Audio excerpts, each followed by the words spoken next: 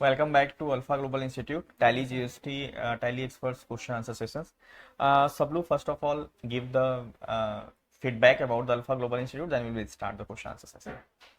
Actually alpha global जो है sir teaching के मामले में बहुत अच्छा है मैं जैसे कि जीएसटी टैली कोर्स लिया था सर, उसको कर रहा हूँ और ऑलरेडी। मैं अगेन एक बार इस बार रिपीट करूंगा कि please give the original feedback, there is no need to buttering, है ना। जो भी फीडबैक पॉजिटिव है और निगेटिव है, वॉट जो भी, उसको क्लियर हम बताइए। सर ये अपने से ही दे रहा हूँ, अपने एक्सपीरियंस से ही दे रहा हूँ। ओके तो ऐसा कुछ नहीं है कि कोचिंग वाले मेरे को बोलें कि ऐसा इंटरव्यू देना है। ओके अपने मन से ही दे रहा हूँ। एक्चुअली अल्फा ग्लोबल के बारे में मेरे को जानकारी नहीं थी, मैं पहले इससे पहले मैं कहीं जॉब करता था। ओके उसके बाद सर मेरा एक फ्रेंड है, यही कर रहा था टैली कोर्स, तो वो मेरे को एडवाइस किया कि अकाउंटिंग सीखना है अच्छे से तो यहाँ ज्वाइन हो जाए कोर्स कर। तो उसके बाद सर मैं आया, फिर बात किया आपसे। उसके बाद पता चला कि कोर्सेस अच्छे हैं। अब जैसा कि अब फ्रेंड बता चुका था कि कोर्स बहुत अच्छा सिखाते हैं। टीचिंग बहुत है सर को, एक्सपीरियंस बहुत ज़्यादा टीचिंग का है, और यहाँ से बच्चे निकले भी अच्छे अच्छे पोजीशन पे, प्लेसमेंट भी होता है अच्छे। और ये चीज़ सही भी है क्योंकि मैं दोस्त का ही देखा हूँ कि प्लेसमेंट सीए फर्म में हुआ है उसका। अच्छा, प्लेसमेंट उनका हो गया। हाँ, सीए ठीक फर्म है। में ही हुआ है। तो सर उसके बेसिस पे, और अभी तक जितना मैं पढ़ा हूँ सर, तो बहुत ज़्यादा बेसिक क्लियर हो, क्योंकि अकाउंटिंग फील्ड से नहीं था। ओके, तो आप उसके अकाउंटिंग फील्ड से नहीं है। नो सर, तो फिर भी मेरे को भी समझ आया सर, बहुत अच्छे से बेसिक से तो लेके। आप बता सकते हैं क्या जो नॉन कॉमर्स के बच्चे हैं वो सीख सकते हैं, नहीं सीख सकते? ऐसे सर बहुत से कॉमर्स नॉन कॉमर्स के बच्चे आते हैं, बोलते हैं सर हम नहीं सीख पाएंगे, ये हमारा फील्ड का नहीं है। तो वो इजिली सीख सकते हैं, नहीं सीख सकते नॉन कॉमर्स से? सर कोई भी सीख सकता है, जब मैं सीख सकता हूँ तो सर कोई भी सीख कोई सकता भी है, सीख क्योंकि मैं सकता है। भी इस फील्ड का नहीं हूँ। Okay, very good, thank you Shablu. So first question is what is the benefits of Tally? ये टैली सॉफ्टवेयर से क्या बेनिफिट है, लोग क्यों टैली सॉफ्टवेयर के थ्रू अकाउंटिंग कर रहे हैं? सर एक्चुअली टैली सॉफ्टवेयर लेने का रीज़न ये है कि फास्ट अकाउंटिंग होती है बहुत ज़्यादा। अब जैसे ओके मैनुअल में क्या है कि मैनुअल में हम हर एक चीज़ को लिखते रहते तो बहुत टाइम नहीं रहता, और जहाँ हमको बड़े फर्म में काम करना है तो हमको फास्ट अकाउंटिंग जरूरत ठीक रहती है, है। तो वो अपने आप सभी फास्ट अकाउंटिंग करके देता है। कैलकुलेशन पार्ट अच्छे से कर, मतलब कैलकुलेशन एक्यूरेसी देता है, और अपडेटेड इन्फॉर्मेशन दे देता है सर। मतलब अपडेटेड इन्फॉर्मेशन भी रहता है, अरिथमेटिकल एक्यूरेसी भी, प्लस रहता है, माइनस में दिक्कत नहीं है, वेरियस फास्ट रिपोर्ट अकाउंटिंग भी हो जाता जनरेशन है, करके दे देता है। वेरियस रिपोर्ट जनरेट भी हो जाता है। यस। Very good. तो एक चीज और बताइए शबलू, आपकी ये अकाउंटिंग फास्ट कैसे कर देता है? मतलब थोड़ा सा और क्लियर करिए इस पे सर कि अकाउंटिंग, टैली सॉफ्टवेयर और कॉपी पेन का यूज करके मैनुअल अकाउंटिंग में टैली सॉफ्टवेयर फास्ट अकाउंटिंग कैसे कर देते हैं? सर टैली सॉफ्टवेयर ऐसे फास्ट कर देता है जैसे सर कि हम मैनुअली क्या है कि प्रॉफिट लॉस भी निकालते हैं, सब चीज मतलब ठीक बहुत है। सारी रिपोर्ट जनरेट करते हैं। ठीक है। तो उसमें हमारा समय लग जाता है, और ऐसा है कि इसमें एंट्री मारने के बाद सर बहुत सारी चीज़ें नहीं निकालनी पड़ती, ऑटोमेटिक वो हमको ऑटोमेटिकली मतलब हम लोग सॉफ्टवेयर अकाउंटिंग दे देता है प्रोसेस सर। का केवल जर्नल एंट्री और लेजर का पार्ट यस कर सर। रहे हैं, वो भी लेजर क्रिएट करने का पार्ट यस कर सर। रहे हैं। लेजर में posting, trading, PNL, balance sheet tally खुद बना दे यस रहा है, सर। जिससे हमारी अकाउंटिंग फास्ट हो जा रही है। Very good. Bad debts recovered क्या होता है सब लोग? सर बैड डेट रिकवर हमारा होता है, जैसे हमारा कोई पैसा है वो डूब चुका है, ठीक है। कोई कस्टमर है वो इंसॉल्वेंट हो चुका है, okay.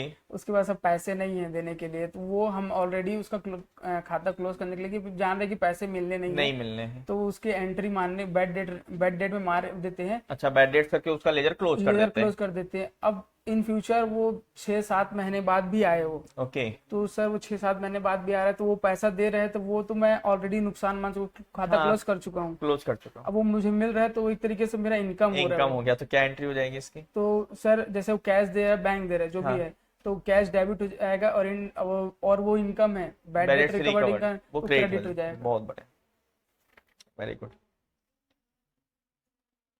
What is the entry for sale of fix asset? क्या जैसे हम लोग गुड्स जब सेल करते हैं तो normally party account debit to sales account कर देते हैं, क्या असेट को सेल करेंगे तो सिंपल एंट्री ऐसे ही होगा या कुछ और होगा जब फिक्स असेट को सेल करते हैं? सर जब फिक्स एसेट को सेल कर देंगे तो 2-3 चीज ध्यान रखनी पड़ेगी, उसकी ठीक है। बुक वैल्यू ध्यान रखनी पड़ेगी, ओके। कि उसकी बुक वैल्यू क्या है, कितने साल चल चुका है, तो उसकी बुक वैल्यू निकाल लेंगे। और उस बुक वैल्यू से जैसे हमको अगर उस उतने पैसा आ रहा है तो प्रॉफिट हो रहा है, अगर उससे जो हमारी बुक वैल्यू से अगर कम पैसा आ रहा है तो लॉस हो लॉस रहा है। हो रहा है, मतलब इसमें हमको प्रॉफिट एंड लॉस भी कैलकुलेट करना कैलकुलेट पड़ेगा, करना पड़ेगा और सर। जिससे कंपैरिजन हम लोग बुक वैल्यू से करेंगे और सेल प्राइस से सेल करेंगे, पर से। दोनों का डिफरेंस अमाउंट प्रॉफिट होगा या लॉस होगा। तो क्या एंट्री करेंगे इसका? सर जैसे इसको जनरल एडजस्टमेंट एंट्री मार देंगे, जिस जनरल एंट्री में मार सकते हैं इसको, तो हमारा जो भी फिक्स एसेट है, जिससे क्या बोलते हैं सर, कोई फिक्स एसेट एग्जांपल ले लेते हैं, फर्नीचर ले लेते फर्नीचर ले हैं। लेते हैं। फर्नीचर की बुक वैल्यू की प्राइस है 8,000 रुपीज, हाँ हाँ डिप्रिशिएट करके जो आया हुआ हाँ। है, तो 8,000 रुपीज है, और उसके मान लो बाद 10,000 में सेल कर दिया। 10,000 में, तो वहां पास हमारा प्रॉफिट हो रहा है सर। और प्रॉफिट हो रहा है तो इनकम हो रहा है एक तरीके से, तो क्रेडिट बैलेंस हो जाएगा, जैसे 2,000 रुपये क्रेडिट बैलेंस हो ठीक जाएगा। है और प्लस बैंक में आने हैं 10,000 रुपीज, ठीक है। तो सर वो 2000 से बैंक डेबिट हो जाएगा आपका, बैंक डेबिट हो जाएगा और प्रॉफिट क्रेडिट हो जाएगा, मतलब gain on sale of fix asset या फर्नीचर 2000 हो जाएगा। सर, गेन होगा सर। और असेट को कितने से क्रेडिट करेंगे? सर असेट क्या बोलते हैं, 10,000 से ही करेंगे। 10 से करेंगे या बुक वैल्यू 8000 से नहीं, करेंगे? बुक वैल्यू 8,000 है सर, हाँ। और 2,000 का वो हो रहा है, तो हाँ। बुक वैल्यू पे रहेगा सर, वो तो बुक वैल्यू से करेगा। क्रेडिट करें तभी और लेजर क्लोज होगा जी उसका। सर। ठीक है, वेरी नाइस।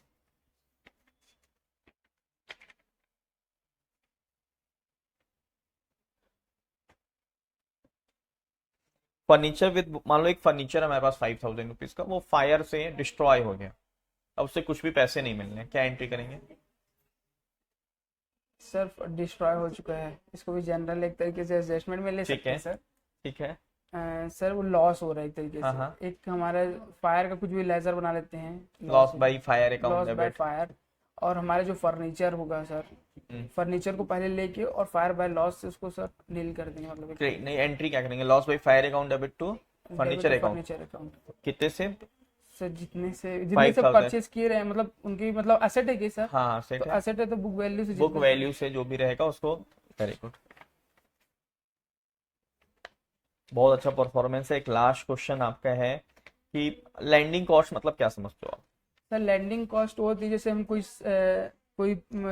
सामान परचेज कर रहे हैं सर, तो सर उसकी मतलब ट्रांसपोर्टेशन चार्ज से मतलब एडिशनल कॉस्ट जोड़ रहे हैं उसमें। ओके, जो भी एडिशनल कॉस्ट लग रहा है उसको अगर परचेज कॉस्ट में ऐड कर परचेज देंगे। कॉस्ट में ऐड करेंगे, फिर उसके बाद जो हमारी परचेज मतलब बिलिंग की रहेगी, हाँ, तो वो हमारी लैंडिंग पर है, वो हमारा लैंडिंग कॉस्ट होता है। और लैंडिंग कॉस्ट निकालते हैं क्यों ये सब?